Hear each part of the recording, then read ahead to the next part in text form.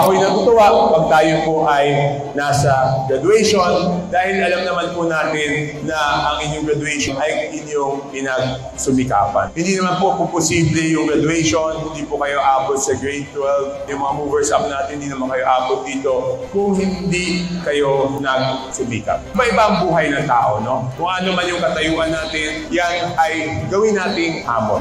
Ano po ang katayuan natin ay pagsumikapan po natin umunlad. Habang napagtatagumpayan natin ang iba't ibang hamon sa ating buhay, mas lalo po tayo natututo. Habang kayo ay natututo, mas dumadami ang oportunidad sa inyo. Ang pag-aaral ay hindi lang kaalaman sa edukasyon, kung hindi ito ay kaalaman sa buhay.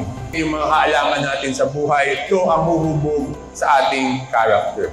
Ang pinakamahalaga sa tao ay hindi lamang yung kaalaman sa isip o yung knowledge, kung hindi yung character ng isang tao. Dahil ito po ang magagamit ninyo para kung ano yung karunungan ninyo ay ma-maximize at magamit sa pinakamabuting bagay.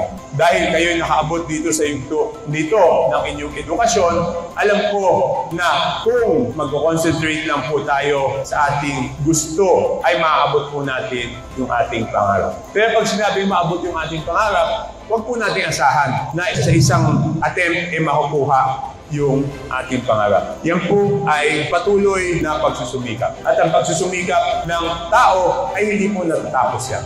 So sa ating mga graduates, kung ano man ang maabot nyo sa buhay, huwag nyo po kakalimutan lagi yung mga nakasama nyo para maabot ang mga bagay nito. Unang-una, yung ating mga magulang, kung hindi dahil sa kanilang pagsumikap, hindi po natin maaabot to. Sa ating naman mga teachers and faculty, huwag nyo rin silang kakalimutan dahil sila rin ay naging parte nito tagumpay ninyo. Sa ating mga graduates, yung ating mga magulang, sa ating naman mga teachers and faculty, binabati ko po kayo ng congratulations at mabuhay po kayo. Maraming salamat.